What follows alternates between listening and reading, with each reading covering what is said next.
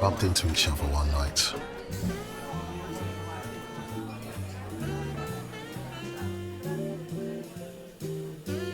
She had come alone to listen to quality jazz, as she used to on Thursdays.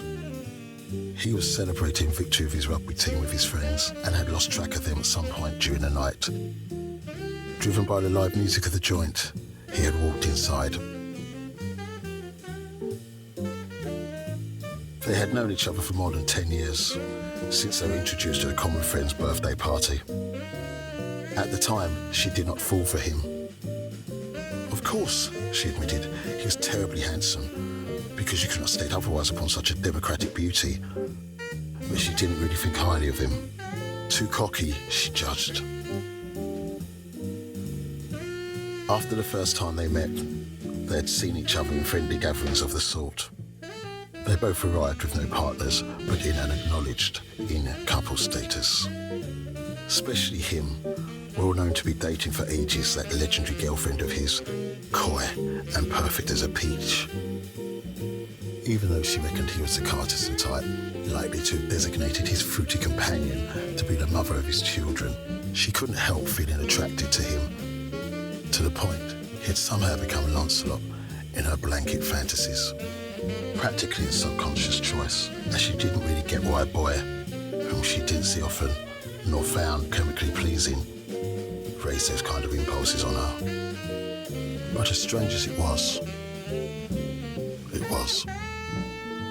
that night she craved to know what his marital status was in fact at that point. If there was actually a girl in his life, he didn't seem to remember her one bit. Let's get another one of those. No. Yeah. No. I'm gonna be heading soon to my humble digs. Can you my dear bed journey for this body of mine? You've got to be kidding me. I'm not, sir. How'd you like it?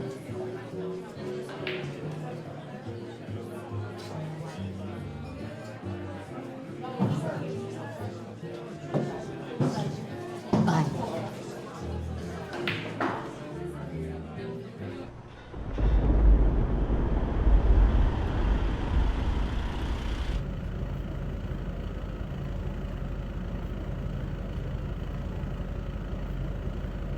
Good evening, miss.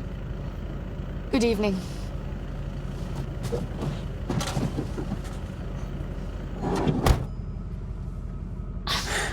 So?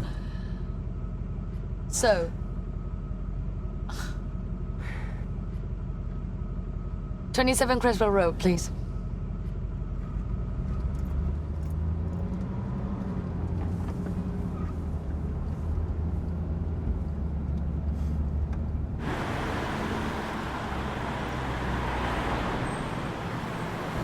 Do tell me, have you ever been pushed out of a car on the move? I wouldn't laugh if I were you. By the way, self-invitation to my place, pay the raise. Since you're ruining my trip, at least help me defuse my economic ruin. Ah, practical girl. Well, I try my best. I'd like to know, how is it that I'm ruining your trip? What could you be doing in this taxi better off alone than in my company? Than in your company. Well, I could, I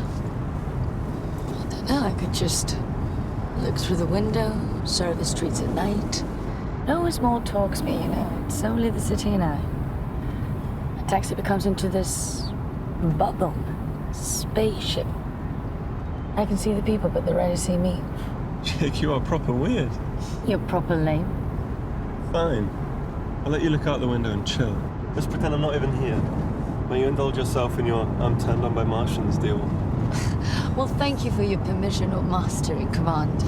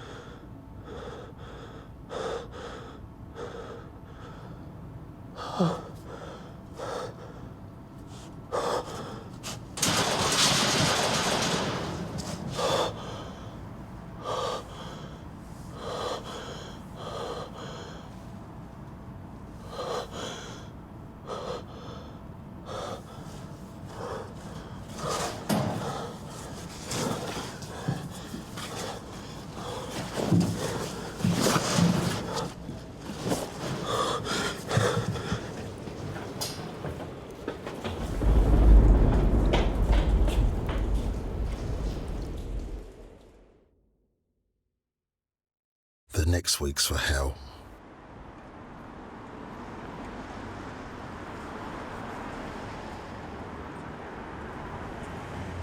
His worst nightmare was having police showing up at work and arresting him in front of his boss and all of his colleagues, amongst whom he was tacitly acclaimed as their bright star.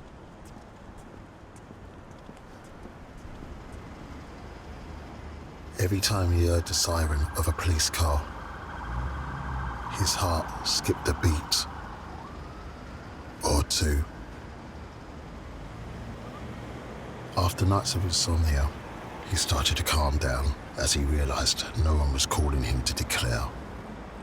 The rain, the taxi paid in cash, the fact that they had both arrived alone at the jazz bar to later exit separately, and of course the never materialised intercourse, all were drops in a drizzle that had played on his favour. What he wasn't aware of was that other forces were influencing the stagnation of the case. Locked herself down at the back when no one could see her, and then didn't talk to anyone, did she? I mean, I didn't talk to her afterwards. It was the grand entrance sort of thing. But The girl's family saw more convenience in her death than tragedy. know of what she'd been up to, but I believe you saw her. She was an orphan with a juicy heritage, thus, being deceased, they would now be richer. Every single day, about 50 pictures of all these things she's Can't doing. believe the lot you'd see on that. Her loose habits, her relatives were somehow aware of, tended to welcome any pant-wearing creature who knocked on her door. Her smoking or weed or, you know, her relationship with all these guys all tattooed up. bodies. One of those pant porters could have been the oddest kind. Also, I think this was something you told me, she was seen visiting someone at a Yeah. rehab centre. Yeah, I believe it's a cousin Yeah. so probably into drugs, you know, light drugs, maybe, Well, whatever they're up to these days.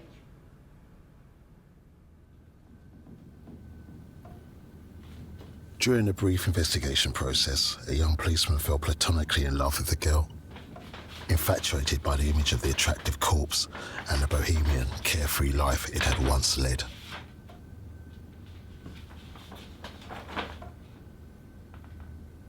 He continued with the case on his own, in his free time, but lack of evidence and wit proved impermeable obstacles, and he never got very far in his findings.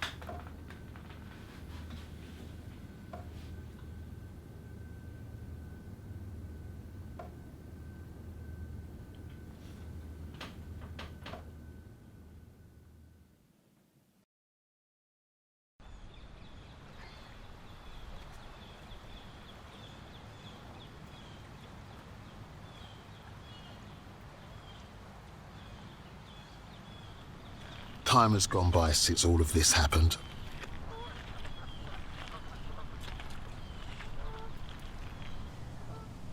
He's now older. He lives with his wife, his lifelong sweetheart, and their 3 beautiful children in a splendid house by the sea, from where he directs a prosperous online marketplace.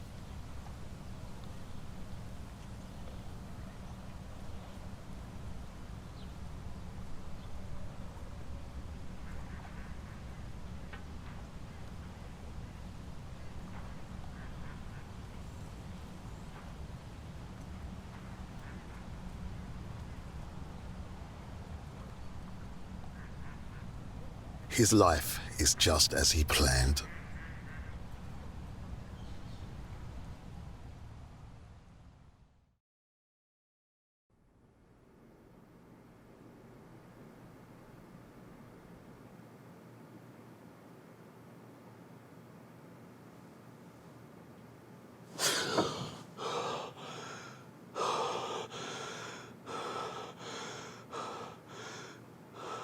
But nothing of that keeps him from waking up in the middle of the night to the image of her lying in the nude on the wet ground.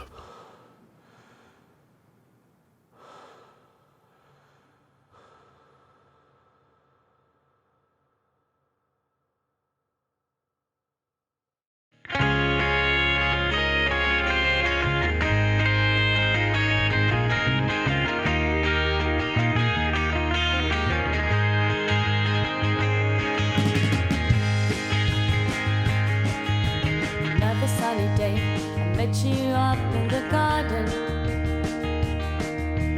You were digging plants, I dug you, beg your pardon. I took a photograph of you in the harshest boredom. It broke the heart of men and flowers and girls and trees. Another rainy day, trapped inside with the train set.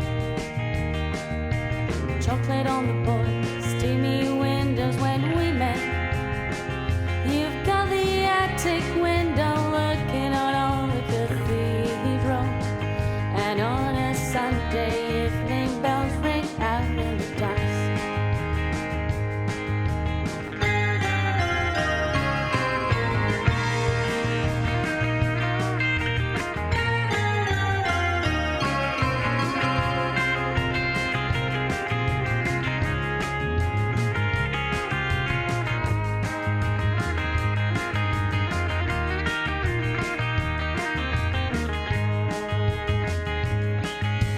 Another day in June, we're picking 11 for football.